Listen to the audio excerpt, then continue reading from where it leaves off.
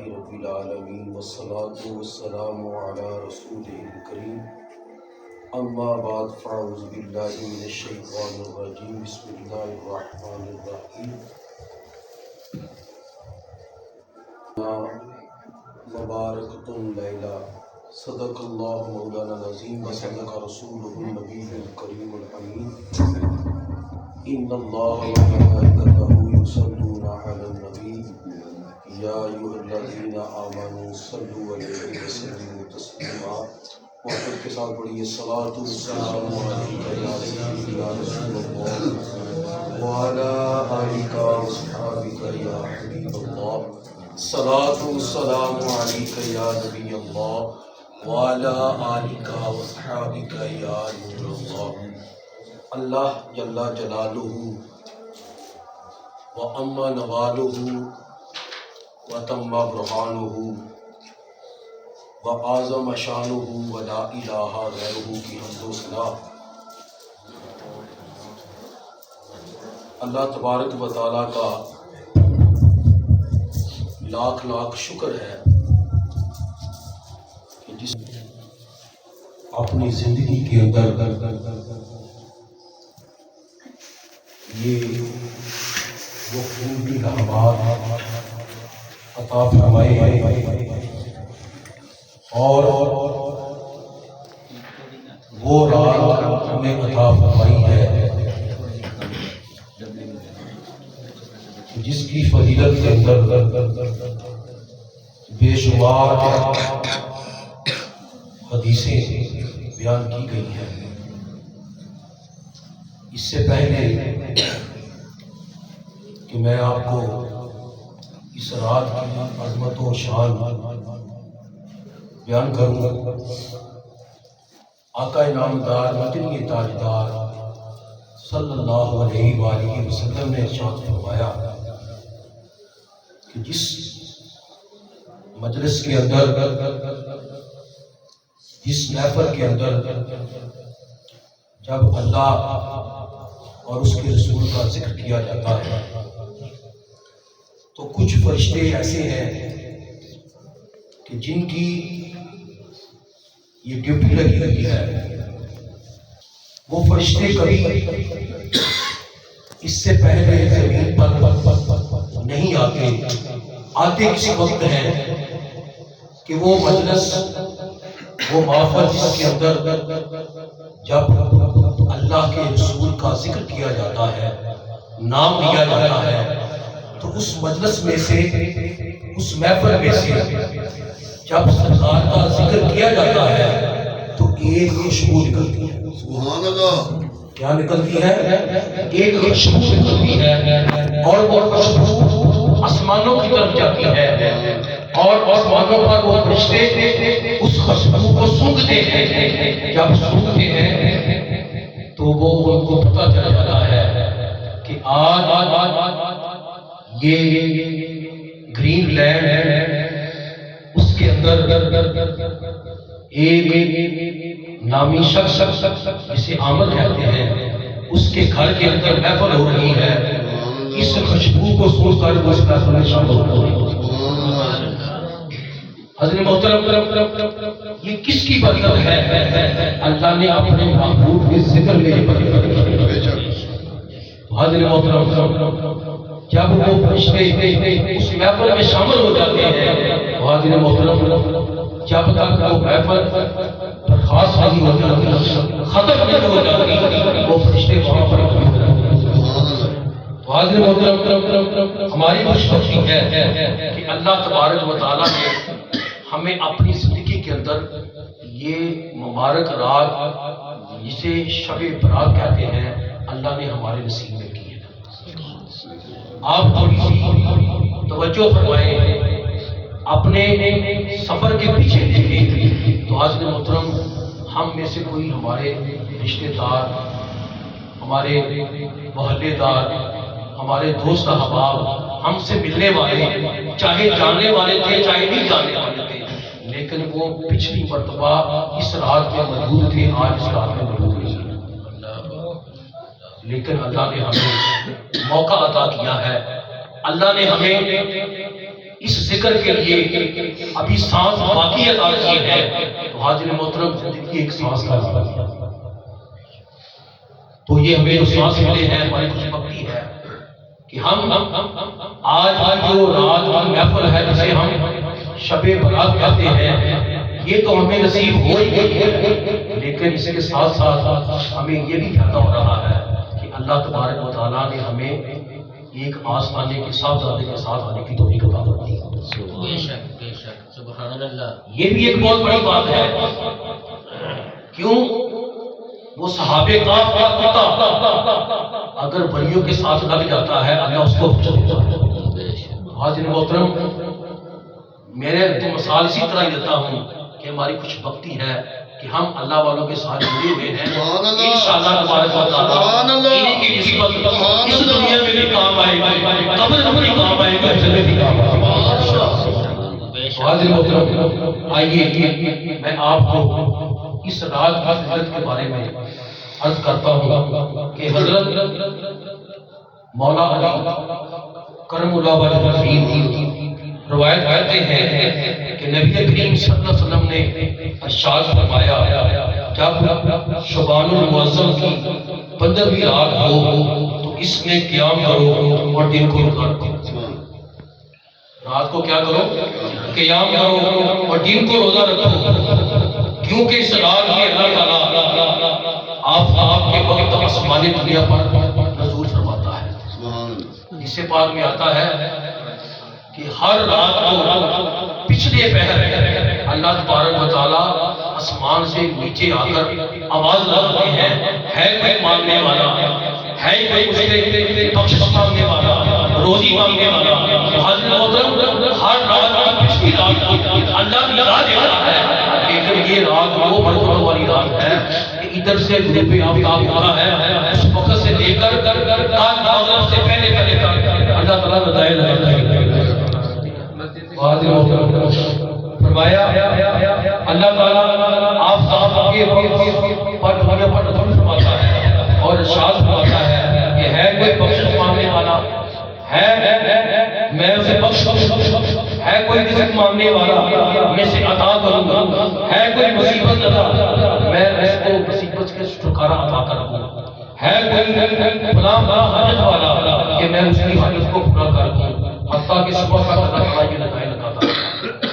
حاضر محترم پھر ایک اور حدیث پاک میں پوری امت کی ماں حضرت اما عائشہ صدیقہ رضی اللہ عنہا فرماتی ہیں آپ نے ارشاد فرمایا، رسول اللہ صلی اللہ علیہ وسلم سے حدیث نقل فرماتے ہوئے فرماتی ہیں کہ اے عائشہ رضی اللہ عنہا تمہیں معلوم ہے کہ اس رات میں کیا ہوتا ہے؟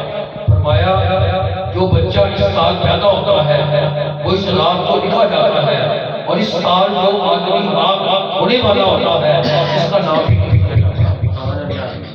جو دنیا میں آ رہا ہے اس کے بارے میں بھی لکھ دیا جاتا ہے اور جس نے اس دنیا سے جانا ہے اس کے بارے میں بھی لکھ دیا جاتا ہے. اور اس رات میں ان کے نام اعمال اٹھائے جاتے ہیں اور اسی رات میں رزق مستقبل ہے.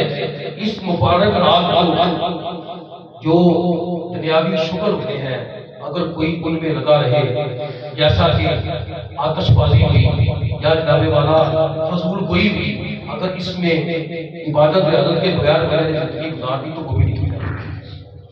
حاضر محترم اپنے گناہوں کی معافی مانگو. اس رات کو جو نعمتیں عطا فرمانے والے ہیں ان کا شکر ادا کریں اور اس رات میں رحمت کے فرشتے اترتے ہیں اور عبادت ریاضت کرنے والوں پر اللہ تعالیٰ کی رحمت میں چھاپ ہو رہی ہے. سبحان اللہ.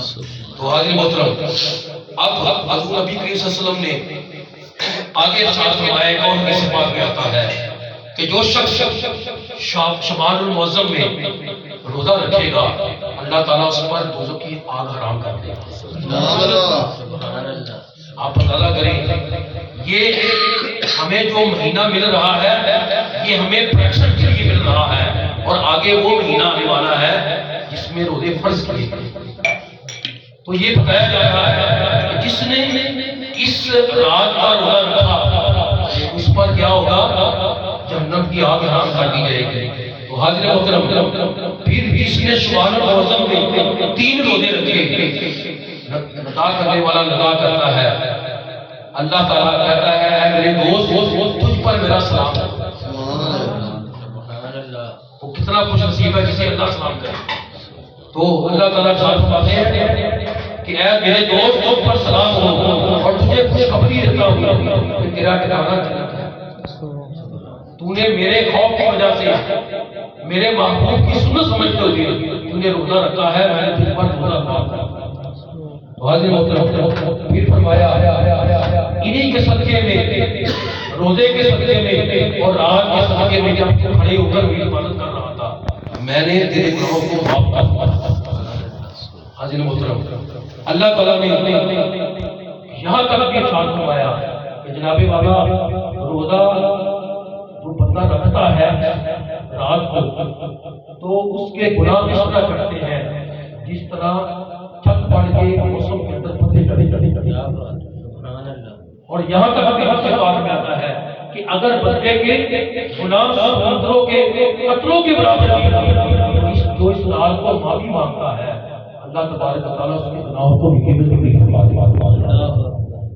پھر ایک اور دوسری بات میں آتا ہے جناب والا اللہ تبارک و تعالیٰ کے سوا کوئی معبود نہیں اور ہم سب اسی کی عبادت کرتے ہیں اور اپنے دین کے ساتھ مخلص ہیں. کیا ہے؟ اپنے دین کے ساتھ مخلص ہے. اور آپ دیکھیے یہ وہ دین ہے جو خالصاً اللہ کا دین ہے اور یہ رسول اللہ کا دین ہے. رسول اللہ نے جب فرمایا تو اللہ نے بھی دین کو اور ایک اور دوسری بات میں آتا ہے جناب والا اما عائشہ صدیقہ رضی اللہ عنہا کی بات ہے فرماتی ہیں کہ نبی کریم صلی اللہ علیہ وسلم شب برات کے نوافل پڑھنے والوں جو نوافل پڑھتا ہے یا سجدے میں سر رکھ کے ساری رات کو اپنے رب کی تسبیحات بیان کرتا ہے کیا پڑھتا ہے وہ کہتا ہے سبحان اللہ الحمدللہ اللہ اکبر ولا الہ الا اللہ واللہ اکبر. حاضر محترم جب اللہ کی تسبیح کرتا ہے تو فرمایا اللہ تعالیٰ فرماتا ہے جس نے اس رات کو میری تسبیح بیان کی میں اپنی تسبیح کے صدقے میں اس کے ساری گناہوں کو معاف کرتا ہوں. حاضر محترم یہ بات اس طرح نہیں ہے کہ جناب والا صرف اسی رات کو ہوتی ہے بلکہ جب تک اللہ تعالیٰ انسان کو زندگی اس کو عطا کی ہوئی ہے اس وقت سے لے کر آپ اندازہ کریں یہ بندہ ہر رات کے اندر ہی جب جناب والا اللہ کا ذکر کرتا ہے اللہ کی عبادت کرتا ہے جب لوگ سو رہے ہوتے ہیں یہ اٹھ جاتا ہے تو حاضر محترم اسی رات کے اندر نہیں سب کام کیا جاتا. ہر روز شام کو جب غروب آفتاب ہوتا ہے صبح فجر تک اللہ تبارک و تعالیٰ کی رحمتیں برستی ہیں تو بندہ اس کو لکھ لیتا ہے. اگر بندہ عشاء کی نماز پڑھتا ہے سو جاتا ہے اور جب بھی اس کو مطلب اس کی آنکھ کھل جاتی ہے اگر وہ شخص اسی وقت اٹھ کر ضروری نہیں کہ تہجد کے ٹائم میں اٹھے جب بھی اس کی آنکھ کھل گئی ہے اور اس نے اٹھ کر وضو کر کے 2 نفل پڑھ کے پھر سو گیا ہے اللہ فرماتا ہے میں اس وجہ سے پیار کرتا ہوں. اب فرمایا کہ جو بندہ رات کے وقت باوضو سوتا ہے اور اگر اس نے اللہ کی عبادت نہیں بھی کی لیکن وضو میں رہنا بھی یہی ایک اللہ کی عبادت ہے. آپ دیکھیے کہ جو بندہ باوضو ہو کر سو جاتا ہے اور سوتے وقت اس کی زبان میں سے جو کچھ بھی نکلتا ہے یا اللہ کی تسبیح نکلتی ہے یا اللہ کے ساتھ انجانے میں وہ اللہ کا نام لے لیتا ہے تو اللہ تعالیٰ اپنے فرشتوں کو کہتا ہے دیکھو یہ بندہ اپنی کروٹوں پاتی ہوئی جان فرما رہا ہے. فرمایا ہے وہ رب تعالیٰ 70 ماؤں سے زیادہ پیار کرنے والا فرمایا میرے بندے نے مجھے پکارا ہے یہ مجھ سے جو بھی ہوگی نا میں جو حاضر محترم اب آپ اندازہ کریں کہ یہ اللہ تبارک و تعالیٰ اپنے بندوں سے کیسی کیسی محبتیں فرما رہا ہے اور یہ محبتیں اس کی وجہ سے یہ ساری محبتیں رسول اللہ صلی اللہ علیہ وسلم میرے آقا نے اگر اس سنت کو ادا نہ کیا ہوگا حضرت اما عائشہ صدیقہ نظر فرماتی ہیں ایک رات نبی کریم صلی اللہ علیہ وسلم میرے ہاتھ تشریف لے آئے. وہ رات میرے پاس آپ نے گزاری. جب پچھلا پہر آیا حضور نبی کریم صلی اللہ علیہ وسلم اٹھ گئے، اٹھ کر جنت البقیع میں چلے گئے۔ کہتی جب میری آنکھ کھلی تو میں نے دیکھا کہ رسول اللہ صلی اللہ علیہ وسلم میرے بستر پر نہیں ہے، تو میں نے سمجھا کہ شاید حضور اپنی کسی اور ازواج کے پاس چلے گئے ہیں، لیکن آپ کہتے ہیں میں نے حضور جنت البقیع میں جب تشریف لے گئے تو حضور کا یہ خاصہ تھا، اللہ تعالیٰ نے آپ کے خاصے کے اندر یہ خاصہ رکھا تھا کہ آپ جس راستے سے گزر جاتے تھے اس راستے سے بھی خوشبو اس راستے سے بھی خوشبو ہے۔ حاضر محترم، اما عائشہ فرماتی ہیں کہ جب میں اٹھی رسول اللہ صلی اللہ علیہ وسلم کو میں نے اپنے بستر پر نہ پایا تو میں نے خوشبو سے سرکار کو تلاش کر لیا کہ سرکار کہاں ہے۔ کہتی ہیں وہ رات شب برات کی رات تھی، یہ وہی رات تھی جس رات کے لیے میں اور آپ یہاں پر حاضر ہوئے ہیں، اللہ نے ہمیں یہ رات نصیب کی ہوئی ہے۔ اما عائشہ فرماتی ہے یہ وہی رات تھی جس کے رسول اللہ صلی اللہ علیہ وسلم میرے گھر سے نکل کر جنت البقیع میں گئے، اور یہ سرکار کی سنت بھی ہے کہ اس رات کو قبرستان میں جانا اور قبر والوں کے لیے دعا کرنا یہ سرکار کی سنت ہے۔ لیکن اس کے اندر ہمارے محدثین فرماتے ہیں کہ جو شخص ایک مرتبہ اپنی زندگی میں قبرستان چلے جائے اس نے یہ سنت ادا کری، اور میرے آقا اپنی زندگی میں ایک مرتبہ ہی جنت البقیع میں گئے ہیں۔ حاضر محترم، پتہ یہ چلا کہ جناب والا اس رات کو قبرستان جانا بھی سرکار کی سنت ہے۔ پھر مزید اس لیلۃ القدر کے برات کے بارے میں ہمارے بہت سارے بزرگان دین اولیاء اللہ نے، جن کے اندر ہمارے شیخ کامل جن کا فیض پوری سلاسل میں ہے، وہ سبھی جانتے ہیں، جن کا نام نامی اسم گرامی سیدنا حضرت شیخ عبد القادر جیلانی رحمۃ اللہ تعالیٰ، آپ نے بھی لکھا ہے، آپ نے غنیمت الطالبین کے اندر لکھا ہے، شیخ عبدالحق معظم دہلوی رحمۃ اللہ تعالیٰ آپ نے بھی لکھا ہے، احمد رضا خان فاضلی بریلوی آپ نے بھی لکھا ہے، اور امام ربانی مجلس ثانی آپ نے بھی لکھا ہے، حضور داتا گنج بخش رحمۃ اللہ تعالیٰ آپ نے بھی لکھا ہے۔ جتنے بھی ہمارے بزرگان دین ہیں انہوں نے اپنی کتابوں کے اندر اس رات کی بہت ساری فضیلتیں بیان فرمائی ہیں، جن کے اندر وہ فرماتے ہیں، یہ شیخ عبد القادر جیلانی رحمۃ اللہ فرماتے ہیں، آپ فرماتے ہیں کہ جس شخص نے اس رات کو 8 رکعت نماز نوافل پڑھی، اس طرح پڑھی کہ ہر رکعت میں سورۃ فاتحہ کے بعد سورۃ لیلۃ القدر ایک بار اور سورۃ اخلاص 25 مرتبہ پڑھی، تو اللہ تعالیٰ اس بندے کے پچھلے سارے گناہ معاف فرما دیتا ہے۔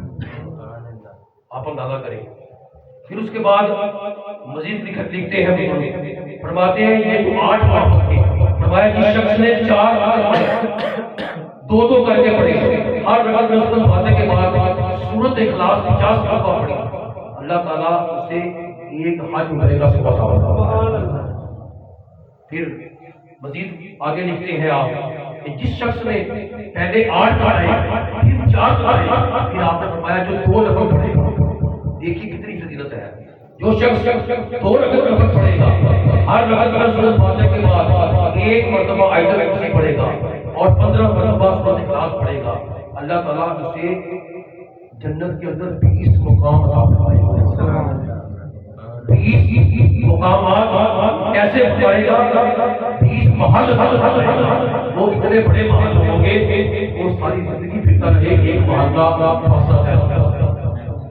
پھر مزید آپ نے فرمایا آگے، فرمایا جو شخص 12 رکعت نماز پڑھے گا 2 کر کے، ہر رکعت میں سورۃ فاتحہ کے بعد سورۃ اخلاص 11 مرتبہ پڑھے گا، اللہ کریم اس کے سب گناہ معاف فرما دے گا اور اس کی عمر میں بھی برکت عطا فرما دے گا۔ پھر فرمایا کہ جو شخص یہ نوافل پڑھنے کے بعد اگر کوئی شخص پچھلی رات کو اٹھ کر نوافل نہ پڑھے، صرف صلاۃ و تسبیح ہی پڑھ لے، اللہ تعالیٰ اسے بھی مقام عطا فرمائے گا۔ حاضرین محترم، یہ فضائل ہیں جو میں نے آپ کے سامنے بیان فرمائے ہیں اس رات کی۔ اللہ تعالیٰ سے دعا ہے کہ اللہ تعالیٰ مجھے اور آپ کو اس رات کے میں یہاں سے جانے کے بعد بھی 2 نفل پڑھنے کی ہمیں اللہ توفیق عطا فرمائے۔ کم سے کم 2 نفل پڑھے جائیں، زیادہ نہ کوئی پڑھ سکے۔ اس کی وجہ کیا ہے؟ یہ نوافل جو ہے نا، یہ اللہ کا قرب ہے۔ جو بندہ نوافل زیادہ پڑھتا ہے نا، وہ اللہ کے قریب زیادہ ہوتا ہے۔ حضرت محترم، ویسے تو کوئی ضروری نہیں کہ نفل پڑھے جائیں، لیکن دیکھیے میرے آقا کی سنت کا ارشاد گرامی ہے کہ جو شخص باجماعت نماز عشاء کی پڑھتا ہے اور صبح اٹھ کر باجماعت نماز فجر کی ادا فرما لیتا ہے، وہ اس طرح ہے کہ وہ اس طرح اس نے رات گزاری جس طرح ایک بندہ ساری رات کھڑے ہو کر عبادت کرتا ہے۔ فرمایا جس نے باجماعت نماز عشاء کی پڑھی اور صبح فجر کی باجماعت پڑھی، اس نے ساری رات اللہ تعالیٰ سے میں عبادت کا ثواب لکھا ہے۔ اب آپ اندازہ کریں، اگر کوئی عشاء کی نماز بھی پڑھے، فجر کی نماز بھی پڑھے، لیکن پھر بھی اٹھ کر اگر 2 نوافل پڑھے گا، اس کا کیا ہوگا؟ اور یہ اس لیے ہے کہ اس رات میں آپ نے اللہ کی بارگاہ میں آ کے لگوانا۔ کوئی ضروری نہیں کہ بہت ساری عبادت کی جائے، لیکن حاضری کے لیے 2 نوافل بھی پڑھے۔ لیکن اگر کوئی زیادہ پڑھ لے تو اس میں کوئی حق نہیں ہے، وہ آپ کی جسم پر، آپ کے ارادے پر ہے کہ آپ جس طرح آپ کا دل کرتا ہے آپ کر لیں۔ لیکن میں سمجھوں گا حاضری لگوانے کے لیے آپ نے محفل کے بعد بھی جا کر آپ نے سونے سے پہلے 2 نوافل ضرور ادا کرنے ہیں۔ اللہ تعالیٰ ہمیں یہ بھی کام کرنے کی توفیق عطا فرمائے۔ تو حاضرین محترم، یہ ایک اور حدیث پاک میں آپ کو سنا کے ختم کرتا ہوں کہ حضرت سیدنا انس بن مالک رضی اللہ تعالیٰ عنہ روایت کرتے ہیں کہ رسول اللہ صلی اللہ علیہ وسلم نے ارشاد فرمایا 4 راتیں ایسی ہیں، 4 راتیں ایسی ہیں کہ وہ اپنے دنوں کی طرح ہیں، ان کے دن ان کی راتوں کی طرح ہیں، یعنی فضیلت میں ایک جیسے ہیں۔ اللہ تعالیٰ ان اوقات میں اپنے بندوں پر خصوصی فضل و کرم تقسیم فرماتا ہے۔ جہنم سے آزادی دیتا ہے اور بے بہا اجر عطا فرماتا ہے۔ اور وہ دن اور راتیں یہ ہیں شب قدر اور اس کا دن، جو 4 راتیں ہیں کون سی ہیں؟ شب قدر اور اس کا دن۔ نمبر 2 شب عرفہ، یہ جب کوئی حج کرنے کے لیے جائے گا نا تو میدان عرفہ جو آتا ہے نا اس کے اندر عرفہ اور اس کا دن، جس کو وہاں کی رات ملی اور دن ملا، یہ وہاں کی بات ہے۔ اور اس کے بعد تیسرا شب برات جو ہم اس وقت ادا کر رہے ہیں، اور اس کا دن، اس کی رات بھی برکتوں والی، اس کا دن بھی برکت والا۔ اور چوتھا شب جمعہ اور اس کا دن۔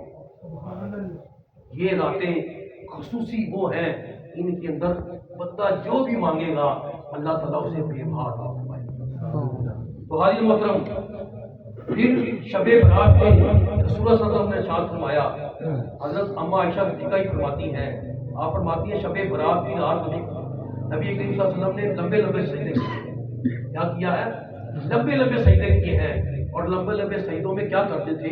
اپنے رب کی تسبیح کرتے تھے۔ اور میرے آقا کریم نے ارشاد فرمایا جو بندہ یہ چاہتا ہے کہ میری دعا قبول ہو، فرمایا وہ اپنے سجدے کو جگہ لگانا ہے۔ فرمایا فرماتی ہے کہ سرکار اس رات کو لمبے لمبے سجدے کرتے تھے، میں نے آپ کو سجدوں میں یہ دعا مانگتے سنا ہے کہ آپ دعا مانگا کرتے کہ اللہ میں تیرے غضب کی پناہ مانگتا ہوں۔ حالانکہ اللہ کے رسول ہر لحاظ سے پاکیزہ ہی ہیں، ان کو کوئی فکر نہیں ہے، لیکن اس کے باوجود عاجزی کی انتہا دیکھیے کہ سجدے میں کیا مانگ رہے ہیں، اے اللہ میں تیری غضب کی پناہ مانگتا ہوں۔ اور پھر یہ دعا مانگتے تھے، اے اللہ میں تیری سزا کی پناہ مانگتا ہوں۔ یہ آپ کی عاجزی ہے۔ پھر فرماتے ہیں، اے اللہ میں تیرے غصے سے پناہ مانگتا ہوں۔ پھر فرمایا، اے اللہ میں تیری سختیوں سے پناہ مانگتا ہوں۔ اے اللہ میں تیری تعریف بے شمار کر رہا ہوں، تیری ذات بلند و بالا ہے، جیسے تو نے خود فرمایا۔ حضرت عائشہ رضی اللہ عنہا ہے کہ میں نے صبح عرض کیا یا رسول اللہ آپ رات کو یہ دعائیں پڑھ رہے تھے، نبی پاک نے فرمایا کیا عائشہ مجھے اللہ کی رحمت کی ضرورت نہیں ہے؟ حضرت محترم، ہماری خوش بختی ہے کہ اللہ نے ہمیں ابھی سانس عطا کی ہے۔ حضرت محترم، ہماری خوش بختی ہے اللہ نے ہمیں یہ رات عطا کی ہے، پتہ نہیں اس کے بعد ہمیں یہ رات ملنی ہے کہ نہیں ملنی، ہماری زندگی میں دوبارہ آنی ہے کہ نہیں آنی، لیکن جو ملی ہے اس کے اندر حاضری ضرور لگوائیے، اور زیادہ نہیں تو سونے سے پہلے 2 نفل پڑھ کے ضرور سوئیے، اور پھر دعا مانگیے کہ باری تعالیٰ صبح اٹھ کر بھی ہمیں 5 جماعت نماز پڑھنے کی توفیق عطا فرمائے۔ اور آپ اندازہ کر لیں کہ ہمارے بزرگان دین جن پر اللہ کی عطائیں تھی، رحمتیں تھی، جن پر وہ ساری رات اپنے رب کو مناتے تھے، ان کے اوپر اللہ کی خاص فضل کرم تھی۔ لیکن ہم جو لوگ ہیں ہم ہر لحاظ سے وہ کیا کہتے ہیں کمزور ہیں، لیکن اگر حاضری کے لیے ہم اٹھ کر اگر اس وقت اپنے رب کی بارگاہ میں 2 نفل ہی پڑھ لیں تو میں سمجھتا ہوں اللہ پاک ہمیں اپنے نیک بندوں میں شامل فرمائے گا۔ اللہ تعالیٰ سے دعا ہے کہ اللہ تعالیٰ مجھے اور آپ کو اس پر عمل کرنے کی توفیق عطا فرمائے۔ حاضر محترم، وہ مجھے بات یاد آ رہی ہے، غالباً کل میں نے جمعے کے اندر ایک جہاں پر بیان کی تھی، نسبت کی آپ کو بات سنا دیتا ہوں۔ دیکھیے اللہ والوں کی کتنی بڑی یہ رحمتیں ہوتی ہیں، برکتیں ہوتی ہیں۔ یہ بات ہے جناب والا عبداللطیف بھٹائی رحمۃ اللہ تعالیٰ علیہ، جن کی ہے جی عبداللطیف بھٹائی رحمۃ اللہ تعالیٰ علیہ۔ یہ وہ مرد کلندر ہے کہ اس کے بارے میں آتا ہے کہ یہ لکھا جاتا ہے ان کے بارے میں کہ عبداللطیف بھٹائی رحمۃ اللہ تعالیٰ علیہ صبح فجر کے بعد مراقبہ کیا کرتے تھے۔ یہ بزرگان دین کی، یہ آقا کریم کی بھی سنت ہے۔ صبح فجر کی نماز ادا کرنے کے بعد ہر بزرگ کا اپنا ایک انداز ہے مراقبہ کرنے کا، مکاشفہ کرنے کا، جسے کشف القبور بھی کہا جاتا ہے، کشف بھی کہا جاتا ہے، مراقبہ بھی کہا جاتا ہے۔ یہ اپنے نفس کے ساتھ جو نیکیاں کی ہوتی ہیں اس کا محاسبہ کیا جاتا ہے۔ اور کچھ لوگ اس سے آگے جو ہوتے ہیں وہ مراقبہ کس طرح کرتے ہیں، وہ اپنی آنکھوں کو بند کر کے، اپنی زبان کو بند کر کے، اپنے دل پر توجہ کر کے اللہ کا ذکر کرتے ہیں۔ وہ خاص لوگ ہوتے ہیں۔ تو عبداللطیف بھٹائی رحمۃ اللہ تعالیٰ علیہ آپ فجر کی نماز کے بعد مراقبہ کر رہے تھے اور آپ نے اپنے اوپر اپنی چادر اوڑھی ہوئی تھی اور اللہ کا ذکر اس طرح کر رہے تھے کہ مسجد کے اندر کچھ شرارتی بچے آ گئے اور ان بچوں نے آپ کی پیٹھ کے پیچھے آپ کی چادر کو آگ لگا دی۔ وہ شرارتی بچے آگ لگا کر چلے گئے۔ ابھی وہ مسجد سے باہر جاتے ہیں، اسی وقت آپ کے عقیدت مند، آپ کے ماننے والے مسجد میں داخل ہو رہے ہیں۔ دیکھا کہ حضرت مراقبے میں مشغول ہیں، تو کیا دیکھتے ہیں کہ آپ کے پیچھے آگ لگی ہوئی ہے۔ تو حضرت محترم وہ آگ چادر کو جلاتے جلاتے آپ کے کمر کے کمر تک پہنچ چکی تھی۔ تو ایک عقیدت مند نے، آپ کے مرید نے آگے بڑھ کر آپ کی چادر کو جو آگ لگی تھی اس کو بجھا دیا۔ بیٹھے رہے، دیکھتے رہے، کافی عرصہ گزر گیا، کافی ٹائم گزر گیا۔ اس کے بعد جب آپ اپنے مراقبے سے باہر آئے تو دیکھا کہ آپ کے گرد آپ کے مریدین، آپ کے عزت مند بیٹھے ہوئے ہیں۔ کہنے لگے حضور آپ کو پتہ ہے کہ آپ کے قبر کو آگ لگی ہوئی تھی۔ حاضر محترم آپ مسکرا پڑے، فرمانے لگے بیٹا جو اللہ کی آگ میں جل رہا اسے دنیا کیا آتا ہے؟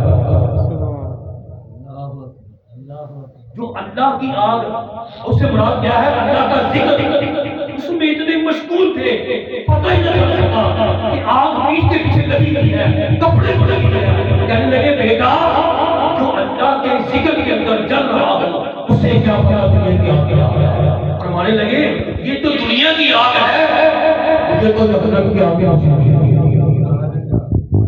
دعا کریں کہ اللہ تعالیٰ ہمیں بھی ایسا ذکر کرنے کی توفیق عطا فرمائے، اللہ تعالیٰ ہمیں بھی ایسے قلب عطا فرمائے، اللہ تعالیٰ ہمیں بھی ایسی آنکھیں عطا فرمائے، اللہ تعالیٰ اپنی خاص رحمت میں ایسی رحمتیں ہماری پر عمل کرے۔ اللہ تعالیٰ سے دعا ہے اللہ پاک مجھے اور آپ کو عمل کرنے کی توفیق عطا فرمائے۔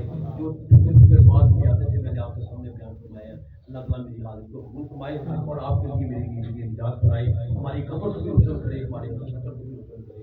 اب آپ کے سامنے تشریف لاتے ہیں اور آگے جس طرح کا پروگرام کو چلائیں گے۔